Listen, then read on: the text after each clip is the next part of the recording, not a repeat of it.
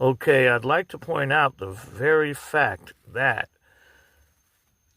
there's this Chabad house in Berkeley, right?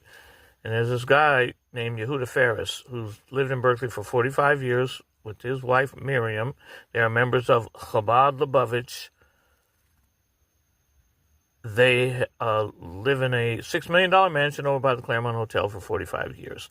Now, in 2020, they bought 4 storefronts on University Avenue, which they use for their house of worship, for their synagogue, right? Now, this Jewish guy worked for them for 20 years. Well, he dies of cancer. After 6 years, he made Yehuda Ferris the trustee of his trust. And it just so happens that the house that he owns half of, the $2 million house that the cancer patient who died owned, is 2 blocks away from the synagogue house of worship that the trustee bought the same month that the man died. So you got it?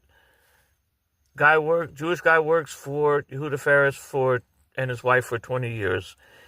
The Jewish guy who died owns half of a house at 1810 Grand Street, Berkeley, which is 2 blocks away from this $2 million building that the trustee and his wife bought the same month that he died. And now Yehuda Ferris is the trustee of that man's trust, so he's in charge of his property, right? Well, the property is 2 blocks away from their synagogue. And then what happens is the cancer patient who died told Yehuda Ferris in his irrevocable trust, which can't be changed, to give 25% ownership to the man's 3 poor elderly Jewish siblings.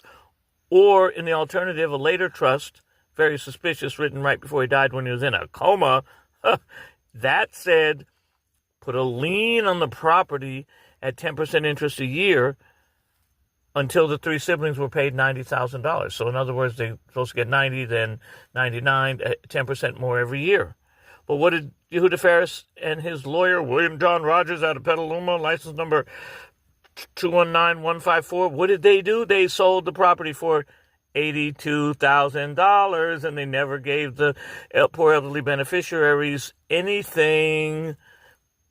Nothing. And then Yehuda Ferris's wife wrote a text message to the oldest brother of the siblings. Said, well, we didn't really sell the house, but if we can get you evicted, we're going to put it on the market and make some money. But guess what? If you go on welfare, you won't be in the street because welfare will give you a free house.